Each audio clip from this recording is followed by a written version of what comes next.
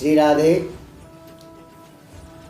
जब भक्ति को इस बात का पता चला कि वृंदावन में आने के बाद मैं तो युवती हो गई हूँ और ये दोनों बुढ़े ही हैं, तो ये सारा का सारा खेल कलयुग का है। तो भक्ति कहती है परीक्षित ने उस कलयुग को तभी मार दिया होता, कितना अच्छा होता।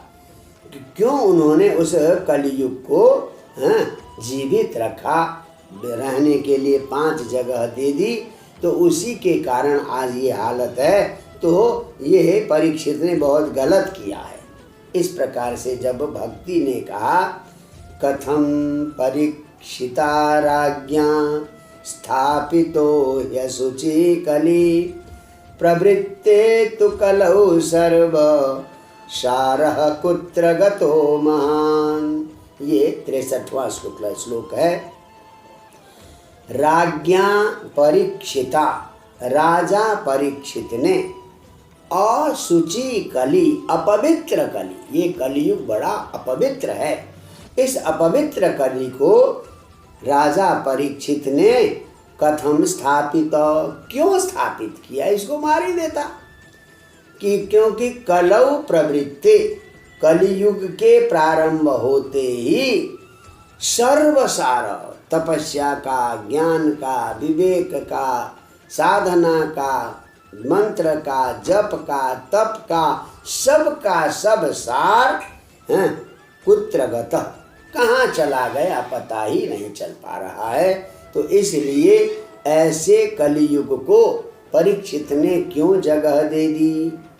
तब नारद जी भक्ति को समझाते हुए कहते हैं देखिए ये समय का चक्र है, एक संसार का संविधान है, संसार का नियम है कि युग चक्र तो बदलता ही रहेगा।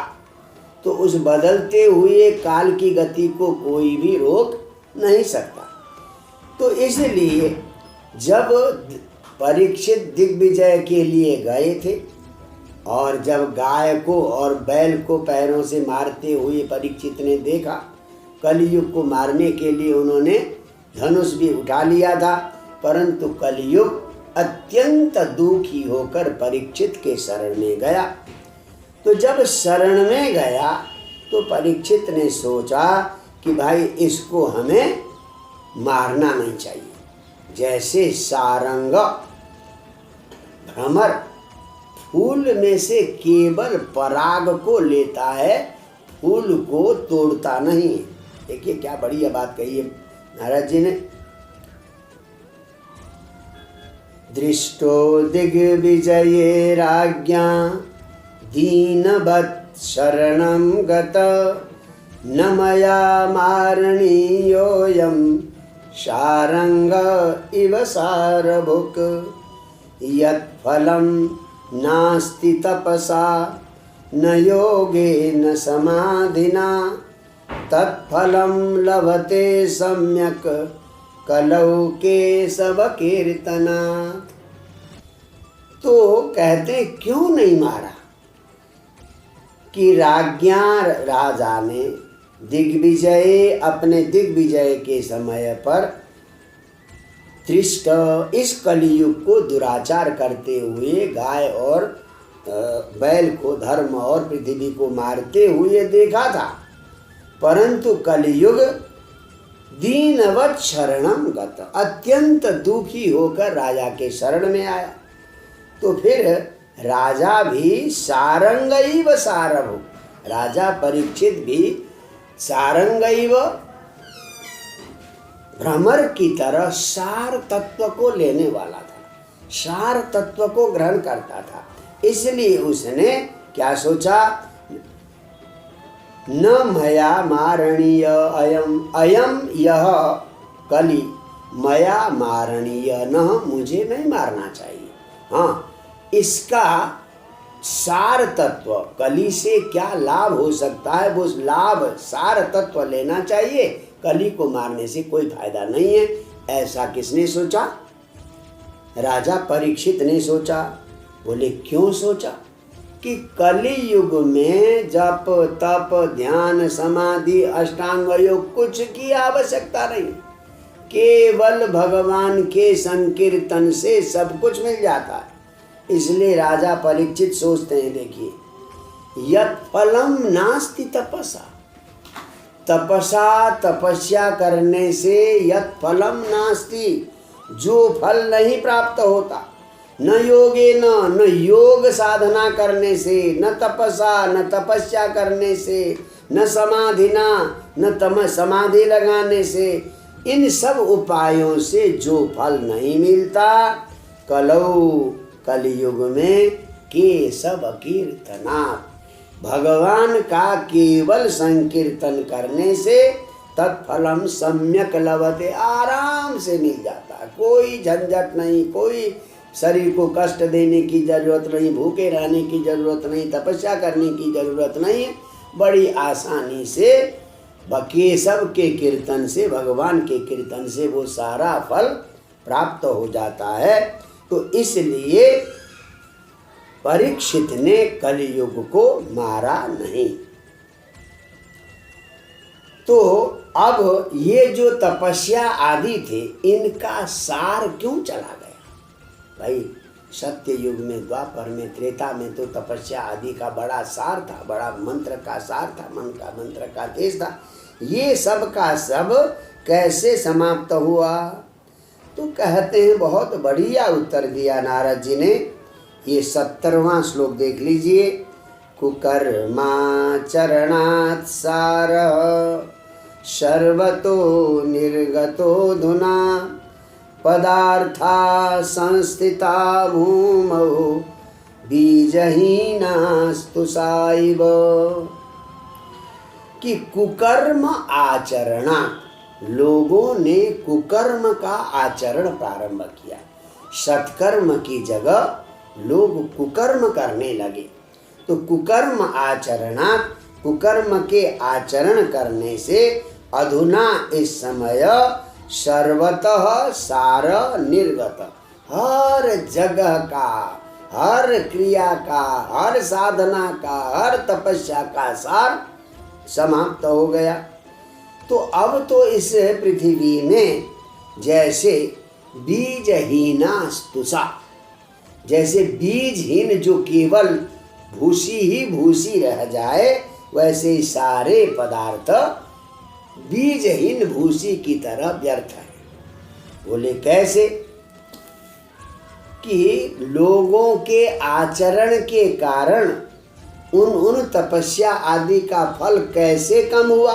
देखिए जरा 72वां देखिए। अत्युग्र भूरि कर्माणो नास्तिका रौरवा जना, तेपि तिष्ठन्ति तीर्थेषु तीर्थसारस्ततो गत। तीर्थ में बड़ा पुण्य था, तीर्थ स्नान करने से, तीर्थवास करने से बड़ा पुण्य लाभ होता था। परंतु अब कलयुग में क्या होने लगा? अति उग्र भूरि कर्मण, भयंकर हत्या आदि बड़े बड़े गलत काम करने वाले नास्तिका, नास्तिक, रौरवा, रौरव नरक के पात्र, ऐसे जना, ऐसे रौरव नरक में जाने वाले मनुष्य भी क्या करने लगे? तीर्थेषु तिष्ठन्ति, तीर्थ में आकर रहने लगे। उनके कुकर्म तो छोड़ेंगे नहीं, बदमाशी करते रहेंगे, झूठ बोलते रहेंगे, असत्य करते रहेंगे, फिर भी आकर तीर्थ में बैठे हुए हैं। इसलिए तीर्थ सारस्ततो गत, इसलिए तीर्थ का सार समाप्त हो गया। और तपस्या का सार कैसे चला गया? देखिए बहुत बढ़िया श्लोक है 73। काम क्रोध महालोभ तृष्णा व्याकुल चेतस, तेपि तिष्ठन्ति तपसि तपः सारस्ततो गत। ऐसे लोग भी तपस्या के लिए बैठने लगे। कैसे लोग? काम, जिनके मन में काम वासनाएं हैं, क्रोध है, लोभ है, तृष्णा है, इनसे जिनका चित्त व्याकुल है, व्यग्र है, एकदम बेचैन है, ऐसे बेचैन चित्त वाले भी ते अपि तपसी तिष्ठन्ति, ऐसे लोग भी तपस्या में बैठने लगे। तो ऐसे दुष्ट लोग तपस्या में बैठेंगे तो तपस्या का सार क्या होगा? ततः तपः सार गत, इसलिए तपस्या का सार समाप्त हो गया और ध्यान का भी सार समाप्त हो गया। बोले कैसे? मनसश्चा जया लोभात् दम्भात् पाखंड संश्रयात् शास्त्रानभ्यसनाच्चैव ध्यान योग फलम गतम। देखिए, ध्यान लगाने के लिए पहली कंडीशन मन पर विजय प्राप्त करना। तो मनस अजया, मन को तो जीता नहीं, और लोभात, लोभ है, दंभ है, दिखावा है, पाखंड है, पाखंड का आश्रय है, दिखावा ज़्यादा है, और शास्त्र अनभ्यसना, शास्त्र का अभ्यास है नहीं। तो इस तरह से ध्यान लगाने पर क्या होगा? ध्यान योग फलम गतम, ध्यान योग का जो फल था वो ध्यान योग का फल भी समाप्त हो गया। तो इस प्रकार से सारी वस्तुओं का सार समाप्त हो गया। तो नारद जी अंत में कहते हैं कि अयम तो युग धर्मो ही वर्तते कस्य दूषणम।